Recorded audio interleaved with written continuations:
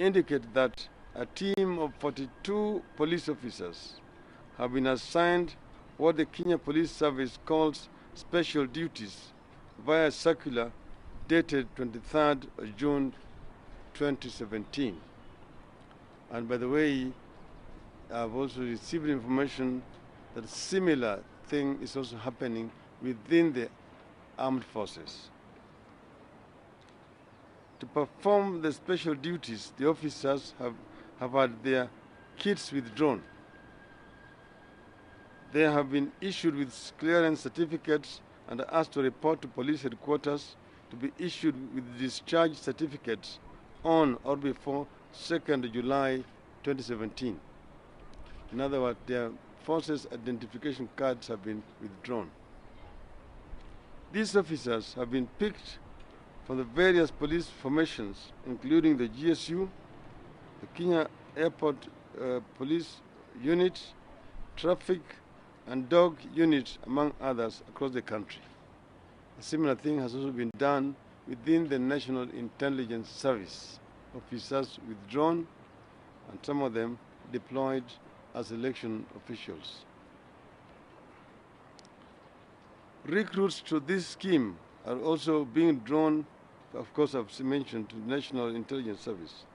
Information at our disposal indicate that these officers will be recruited as polling clerks of the IEBC, of course with instructions from the Jubilee administration on how to behave.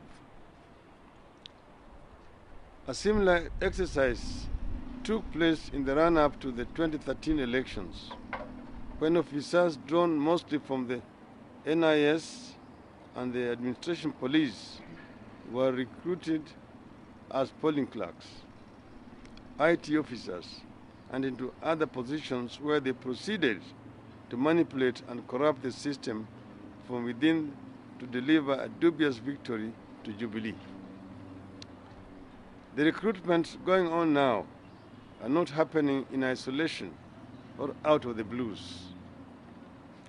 They are products of panic strategy meetings by Jubilee that followed both the court rulings mentioned earlier and the NIS polls that showed President Uhuru Kenyatta trailing by a huge margin. You have details of a meeting dated Nairobi, Friday, 16th June 2017, whose preamble said that an opinion poll commissioned by the National Intelligence Service the week before had caused massive panic in government as it put the race at 30% to 70% in favor of NASA. It was after this poll that Jubilee hurriedly formed a team that discussed, in their own words, 3 possible scenarios of the impending general election outcomes and their likely repercussions. The recruitment of police officers into election activities and the mobilization of other security agencies for so-called peace operation fall within the recommendations of the Jubilee team under scenario number 2, which was an undisputed Raila win. The Jubilee minutes dated Friday, 16th June 2017, described a Raila win as tragic and said President Uhuru Kenyatta would outrightly reject the results and refuse to hand over power. It is under this scenario of a Raila win, which now looks increasingly likely, that the ongoing activities fall. The Jubilee strategy team had recommended, among other things, use of police officers as polling officials, presiding officers, polling clerks, and polling or party agents. We are demanding the following from the Inspector General of Police. A. What is the nature of the special duties the police officers have been assigned? B. What is the current posting of the police officers in question? C. What are the criteria that were used to identify the officers to be picked for these special duties? D. Which other police officers are involved in the special duty assignments surrounding the upcoming general elections? Once again, we want to challenge President Kenyatta to go beyond mere rhetoric and show in action that he is prepared to play by the rules and respect the will of the Kenyan people in this election. Uhuru must not subvert the will of the people or overthrow our constitution. His maneuvers indicate that he is not prepared to respect the verdict of the people, contrary to his pronouncements. To our supporters, I wish to affirm that there is something good in Uhuru's maneuvers. They indicate Jubilee is struggling and Uhuru is beatable. Having failed the country by presiding over runaway corruption, massive unemployment, and a malfunctioning economy, Uhuru has no achievement to show Kenyans and nothing to propel him. The momentum is with NASA. We are poised for an outright win, and Jubilee must end these maneuvers. We will not be cowed as a people, as the people of Kenya. And I also want to extend by saying that I talked about the minister or the acting minister for internal security the other day, who has been summoning officials of the IBC, supposedly to talk about security matters, but basically just trying to blackmail him. I saw President Uhuru Kenyatta and Ruto yesterday chest thumping at the coast that I should leave Mr. Matiang'i alone. Waswahili wanasema ukitaka kujua mwenye umbwa ni nani, chapa umbwa, alafu mwenye umbwa atatoka. Tuliona jana. Kwa hivyo sisi tunawaambia bwana, msitumie ofisa wa serikali vibaya. Wacha wanasiasa wacheze siasa. Bwana Matiang'i anachagua kama anataka kuwa mwanasiasa awe mwanasiasa. Kama sivyo basi akae kando. Lakini asiwe tu kwa pande moja, yeye anafanya kampeni kwa Jubilee, alafu kwa pande nyingine anajifanya ati yeye sasa ni waziri wa ulinzi, ati yeye sasa anaita maafisa wa IBC kwenda kuwatisha. Hiyo hatuwezi kukubali. Na mimi ningependa kumshauri bwana Chebukati na wenzake, kama bwana Matiang'i anataka kuwaona, aende kwa ofisi yao. Sio yeye anawalika kama watoto wake wanakwenda kwa ofisi yake kila siku. Hiyo kiuka ile uhuru ambayo tume ya uchaguzi imepewa kikatiba. Shukran. Katika hii taarifa tumesema na tumetoa thibitisho ya kwanza, kuna njama ya kutumia maafisa wa polisi kwa njia mbaya katika uchaguzi inazokuja. Tumepata barua ambayo imetoka ndani ya polisi ambayo askari wengine wanatolewa kwa kazi ya kawaida, wanaamrishwa kurudisha vitambulisho vyao ili wapewe ati kazi maalum wakati huu. Na tuna thibitisho kutoka kwa wale maaskari wenyewe ati wanapewa kazi ya kuingia kwa mambo ya uchaguzi. Watumiwe kama ofisa wa uchaguzi, wengine kama agent, wengine kama clerks wa Jubilee katika uchaguzi zijazo. Vile vile tunajua ati kuna njama ya kutumia wanajeshi siku hiyo ya uchaguzi na kinyume ya sheria. Vile ninavyojua, rais hana uwezo wa kutumia jeshi au kutoa amri ya jeshi watoke kwenye vituo vya kijeshi na kuja kwa barabara bila idhini ya bunge. Na bunge imefungwa na hakuna idhini ambayo bunge imepatia Rais Uhuru Kenyatta kutoa wanajeshi kwenye vituo vya jeshi.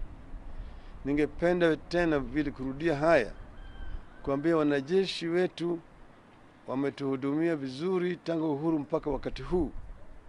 Ningependa kumwambia yule mkuu wa jeshi asikubali kutumia vibaya wakati huu wa uchaguzi.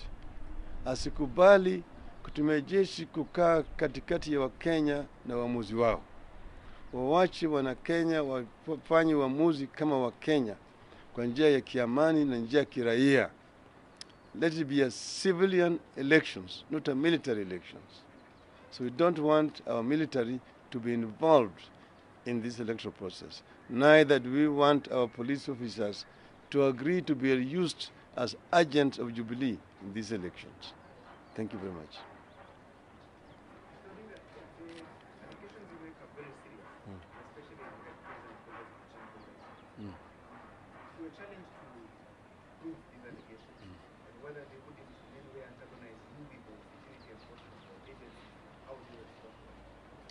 We are going to give you written evidence of what we are talking about. I mean, just not talking out of the blues. We have evidence that officers have been withdrawn and they've been asked to surrender their forces identification cards so that they can be deployed in special missions. Now you ask yourself, what is a special mission? Why should a police officer be forced to surrender his forces card? Then it becomes an ordinary year. Yet he's not being dismissed from the services. It means he's going to be deployed for clandestine purposes. And it's clear. Some of them have spoken. They're also Kenyans. So I'm not making wild allegations. I'm talking about something that is substantiable. When this matter came up previously, the response that came from the government was that these officers are being deployed to the National Intelligence Service, and that it's a normal procedure, and that they cannot go there as police officers, so they have to have their badges and other equipment from the police withdrawal so that they can function as NHNA.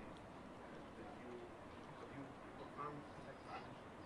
To my knowledge, National Intelligence Service officers is another force, and they're trained separately as National Intelligence officers. Then those cannot be special duties. What are those special duties? Okay? If that was the case, to be, but even National Intelligence Service officers also have got forces numbers. They're also serving officers. They're police officers. There's nothing special about them at all. Except that they are in national intelligence. These ones are regular police officers.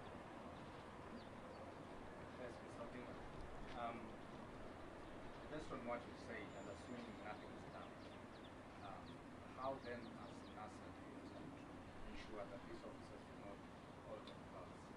We are not the government. That's why we are telling them not to do it. You are going to ask Uhuru that question. Don't ask me.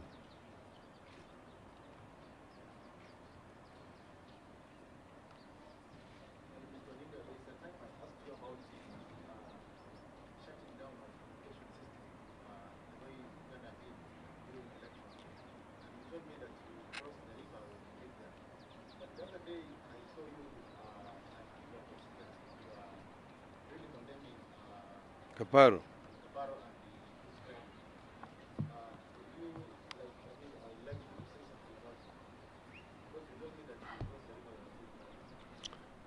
I talked to Mr. Kaparo himself when I met him the other day, and he denied ever making such a statement. He said he was talking about hate speech only, and that he has no intention, neither does he have the capacity to shut off communication system. So I told him that this is not Uganda. Remember, Uganda did shut off communication during the polling day the other time.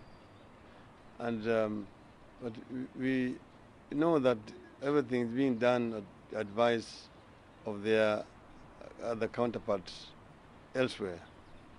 Now we have, so we saw this, the director of Communications Authority of Kenya, Mr. Wangusi, the day saying that there will be no direct transmission of results from polling stations. That results must only be released by the Electoral Commission in Nairobi.